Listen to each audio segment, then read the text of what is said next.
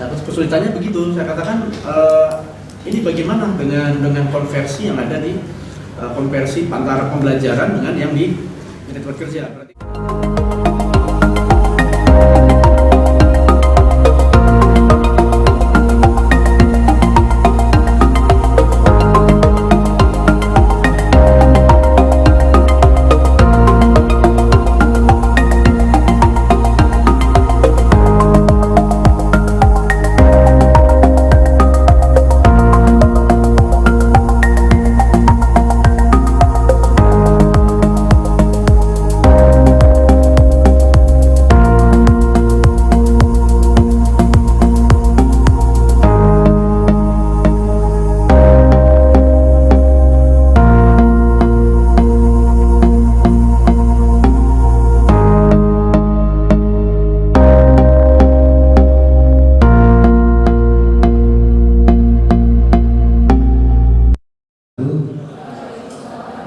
yang saya hormati Ibu Ketua Umum BKK Provinsi Banten, Bapak Ibu dan adik-adik sekalian, terima kasih atas apresiasi atau inisiasi Kadisnaker Provinsi Banten yang memfasilitasi sosialisasi program Bus Tujangan. Ini pertama kali saya berbicara di pemerintah daerah ya, di pemerintah provinsi. Biasanya saya langsung ke sekolah-sekolah. Perkenalkan, nama saya Muhammad Teguh Setiabasa. Jabatan saya sebagai Direktur Representatif Liana Segra School Limited, ya, perusahaan Jepang. Saya punya pengalaman menjadi konsultan beberapa perusahaan di Jepang. Dan saya dipercaya oleh Liana Segra untuk menduduki posisi ini. Saya hampir 12 tahun bolak-balik ke Jepang. Ternyata Trisur Island, jadi ada harta karun yang tersembunyi selama ini belum dimanfaatkan oleh Indonesia, yaitu lapangan kerja. Ya, permasalahan di Jepang ini, ya, populasinya menurun setiap tahun kurang lebih sekitar 800.000 warga negara Jepang hilang karena angka kematian lebih tinggi daripada angka kelahiran. Selisihnya hampir 800.000. Jadi kalau sekarang populasinya 130 juta, Jepang dalam waktu 2045 mungkin bisa sampai 40 juta, tinggal 40 juta kurang lebih ya. Jadi di saat Indonesia bonus demografi, Jepang turun. Jadi kalau kita memanfaatkan, kalau kata teman saya orang Jepang, itu besar 2045 setengahnya orang Indonesia katanya. Ya. Kemudian Indonesia, permasalahan di Indonesia. Sampai saat ini permasalahan pendidikan di kita, khususnya bagi perguruan tinggi dan SMK, belum membangun sistem penyiapan program gratis 144 orang gratis, dari mulai kursusnya, paspornya, tiketnya. Saya bawa 144 orang, 44 orang. Pak Teguh, Tegusan tolong bawa. Saya bawa ke mobil, saya pikir di yang namanya perguruan tinggi sekelas akademisi tidak ada mafia, tidak ada oknum, ternyata ada oknum. Begitu dia si orang tua dan anak sudah MOU dengan pihak Jepang, di perjalanan tinggal 17, saya dimak-mak orang Jepang. Saya telusuri, saya intelijen, permasalahannya ternyata saya diprovokasi oleh agen-agen internal UPI yang merasa terganggu dapurnya oleh saya. Karena saya ganti. Oh, saya malu. Saya malu. Sampai saya sekarang banyak yang membenci saya juga. Sekarang saya nggak mau lagi menghadapi situasi ini. Saya kasihkan sekarang bukan di pusat. Nih, job order 200.000 orang. Ya.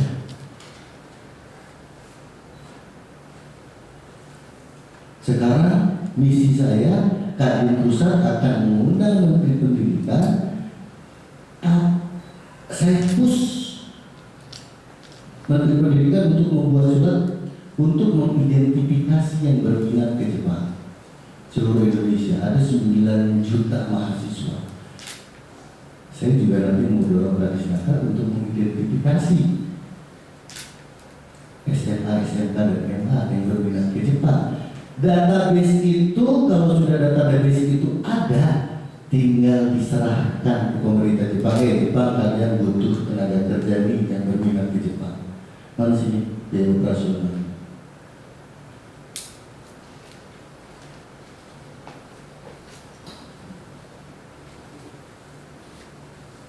Ya, jadi 3 misi kita yang sudah dikomitmenkan dengan Pak Radisnaker. 1, membuka lapangan kerja. Yang kedua, membentengi adik-adik dari para OSIS. Yang ketiga, mudah-mudahan ini bagian dari syiar Islam. Kalian bisa menunaikan ibadah haji. Ya, 30 Juli kemarin anak saya menikahkan anak saya yang kuliah di Jepang, perempuan. Karena secara mutlak untuk naik haji perempuan, kalau kalian di Jepang untuk perempuan harus ada murid.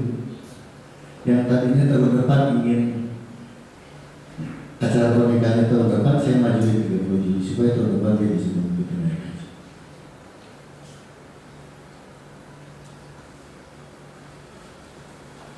Sementara itu yang bisa saya sampaikan, silakan, mungkin ada sesi tanya dan jawab.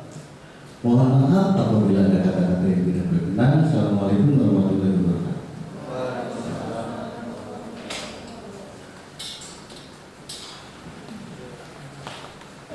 Baik, Ibu dan Bapak, barangkali ada pertanyaan, kita buka 2 sesi ya Pak ya? Ya. Yang pertama untuk 3 pertanyaan dan sesi kedua mungkin lihat kondisi dan waktu. Dipersilakan, ada pertanyaan? Silakan. Baik. 1, yang kedua. Oke, baik Bapak. Yang ketiga, Ibu. Oke, siap. Ada 3 penanya Pak, yang mungkin nanti kita bisa lakukan dulu pertanyaannya, setelah itu baru dijawab secara langsung. Warahmatullahi wabarakatuh. Sebelumnya terima kasih atas kesempatannya. Izin memperkenalkan diri, nama saya Ratna Muslitasari. Saya dari Akademi Keperawatan Yatna Yohanambak. Di sini tentang Pak izin bertanya. Tadi salah satu bisa bekerja di Jepang itu kriterianya adalah mahasiswa aktif. Nah, di sini yang dimaksud mahasiswa aktif itu yang seperti apa ya Pak?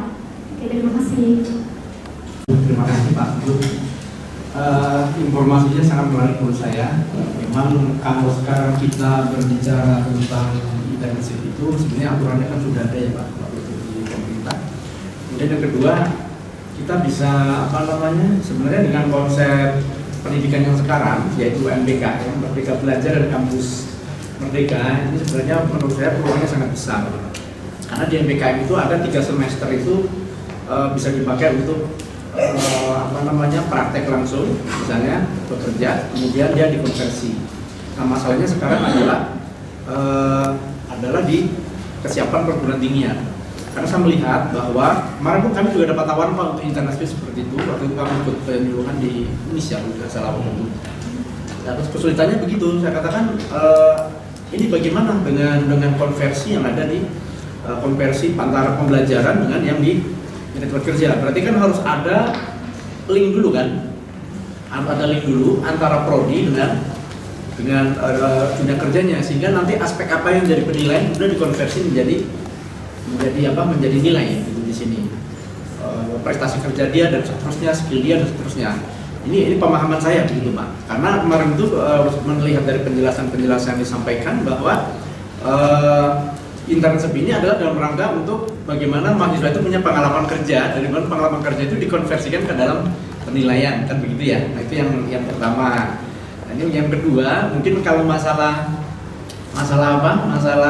pokane gitu ya, masalah uang, menurut saya menarik sekali tuh, kalau memang betul mahasiswa itu tidak diberikan potongan-potongan lagi gitu. Memang setahu saya juga Jepang marah sekali Pak kalau tahu dipotong gitu kan. Kalau misalnya angkanya 100.000 yen itu sekitar 13 juta ya Pak ya, 13 juta belum ditambahkan dengan yang 40.000 yen untuk makan, itu menurut saya cukup besar karena itu hampir sama dengan biaya bukan biaya gaji dari seleri dari mahasiswa yang itu. Jadi maksud saya kalau itu memang bisa diselaraskan dengan perguruan tinggi, maka itu lebih bagus gitu kan. Jadi mungkin hanya ada kejelasan itu aja Pak teknisnya. Karena gini Pak, kemarin juga kita melakukan begitu itu ada LPK juga yang menawarkan sama seperti itu. Nah apakah jadi ketika itu kendalanya di situ kita itu, akhirnya terbentur, akhirnya kita nggak jadi memberangkatkan waktu itu. Karena kami lihat kok jadi ada syarat harus bahasa Jepang. Bahasa Jepang itu dia yang men-training ya kan, cuma kok biayanya besar sekali gitu. Jadi mungkin itu itu bagaimana menanggapi seperti itu. Kalau memang perguruan tinggi itu ke depan sudah ada kerjasama yang permanen seperti itu lebih enak lagi. Jadi dari awal mahasiswa kita sudah kondisikan gitu Pak, sehingga bulan sekian, tanggal sekian, semester sekian dia sudah bisa internship gitu. Terima kasih Pak. Karena tadi kan masih tanya berapa ya habisnya, berapa ya kira-kira, karena kan ada yang setahu saya ada urutan misalnya seleksi psikolog psikotes jadinya sekian, ada seleksi ini dan sekian, jadi ada putus di sini misalnya tidak diterima dan berlanjut.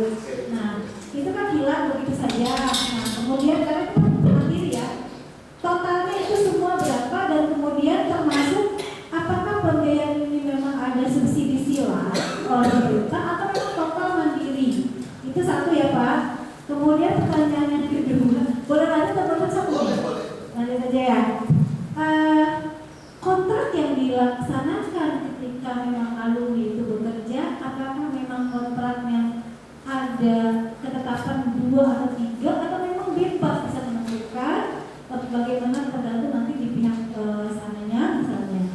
Kemudian bahasa Jepang ini Pak, jadi permasalahan ketika memang sudah ada peminatan terhadap calon pekerja di Jepang, yang memfasilitasi untuk bahasa Jepang itu apakah memang pemerintah atau memang mandiri?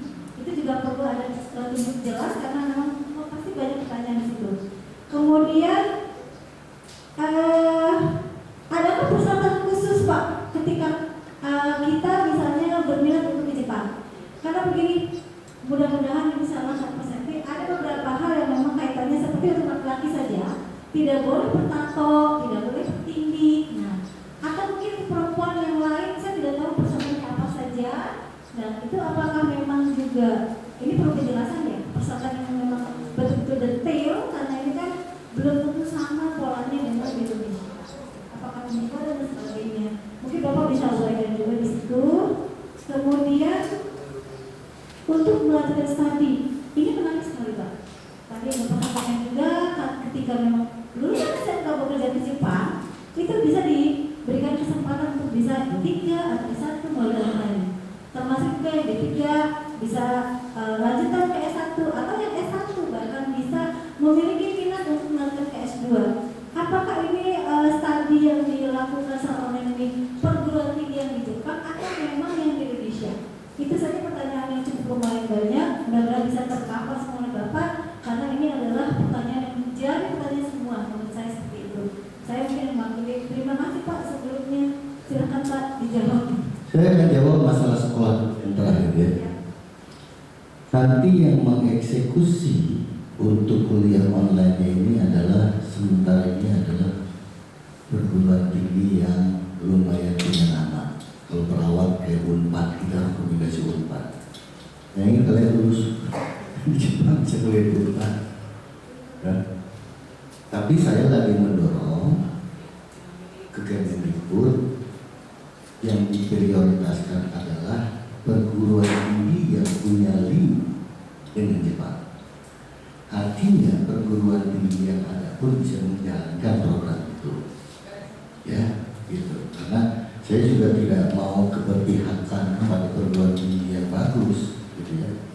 Karena mereka itu ya istilahnya begini, kalau saya ke ITS saya tidak perlu lah mahasiswa ITS mah pasti lulus, pasti cepat dapat lapangan kerja. Gitu. Yang harus kita bantu itu mahasiswa yang ada di ini ya, gitu di luar ITS. Gitu. Nah terus kemudian nanti Kadin Institut yang akan mengatur semuanya. Ya, ada namanya Kadin Institut. Mudah-mudahan tahun depan sudah mulai berjalan. Ya. Mengenai pembiayaan, kenapa saya bisa mendapatkan job order banyak dari Jepang? Jadi saya negosiasi. Jepang, udahlah biarin, yang penting kalian ngurus sampai Jepang saja. Pada saat proses dari mulai proses awal sampai ke Jepangnya, biar kita yang handle. Kenapa? Karena saya optimis. Terbukti lah di Undang-Undang Nomor 18, Nomor 17 dan Perpres yang terbaru. Sebetulnya pemerintah kita banyak duit, ada uangnya banyak. Cuman kan yang mereka pusingin itu adalah judulnya. Judulnya uang mau dikemana judulnya. Nah, terlihat bahwa anggaran pemerintah ini banyak. Mohon maaf ya, SMK saja pada saat akhir tahun yang dari Banten ke Majalengka, dari Majalengka ke Bandung untuk penyerapan anggaran. Betul apa? Ya kita apa adanya. Ya, saking ingin menghabiskan anggaran. Ya.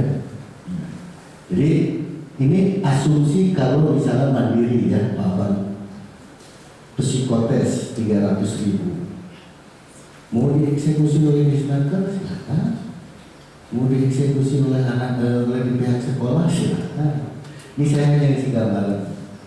Kemudian medical check up 400.000, ya. Kursus bahasa Jepang kan barang yang murah dengan yang mahal kan beda kualitasnya. Saya ngambil yang tengah-tengah. Ada di Indonesia itu namanya Selna Jaya. Kalau mau kursus di sana untuk mencapai N4 itu harus 15 juta. Ya. Mungkin di sini kurang lebih sekitar 6 jutaan lah. 6 juta. Saya juga ada kenalan 6 juta makan, kursus dan sebagainya. Itu kurang lebih sekitar 12 juta. Saya sarankan buat sekolah kalau bisa meng-hire tenaga pengajar bahasa Jepang sehingga akan lebih murah.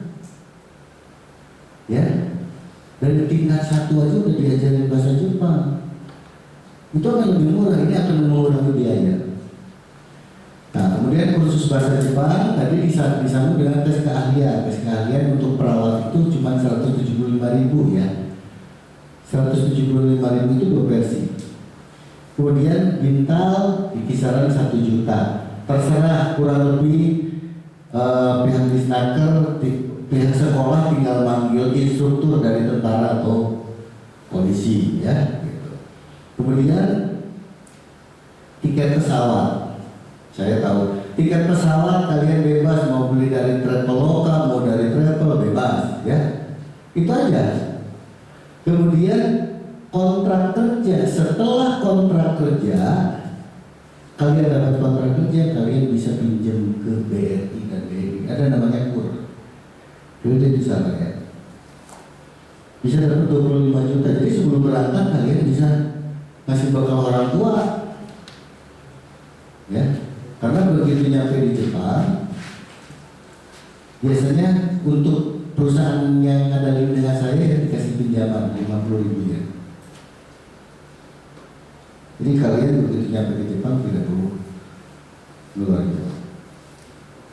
Proses bisa. Saya hanya memberikan kesempatan 1 kali bagi Provinsi Banten.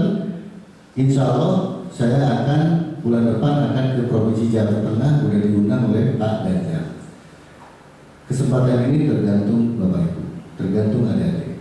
Ya, tentunya saya punya tenaga terbatas Pak. Saya punya job di Bali, Jawa Tengah dan Manado. Kenapa Manado? Karena Manado itu banyak yang Kristen. Ada beberapa perusahaan yang memang tidak mau pakai Terima kasih. Itu Bu informasinya. Ada lagi? Ya. Akomodasi itu kita sendiri dan termasuk tiket pesawat. Nah, terkait dengan formalin visa, urus visa itu sendiri juga Pak? Atau memang ada yang jembatannya?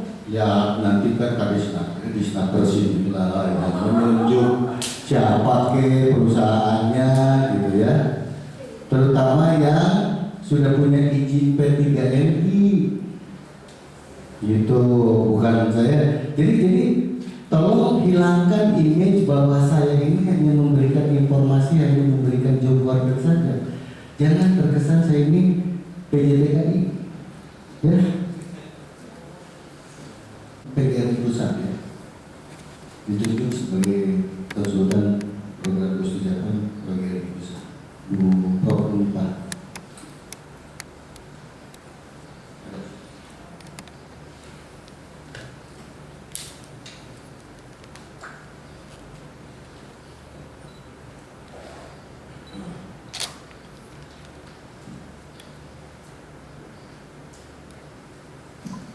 Ya mungkin itu saja ya, nanti dokumentasi atau beberapa dokumen nanti saya akan kirimkan ke Disnaker.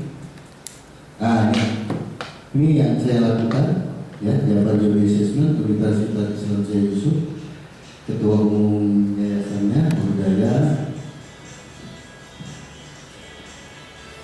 Visip Industri.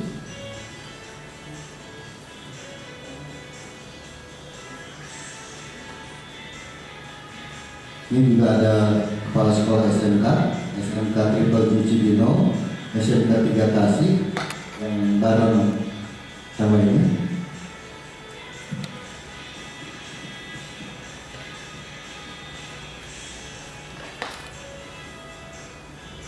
Nah ini ke tempat Pak Jombo ya.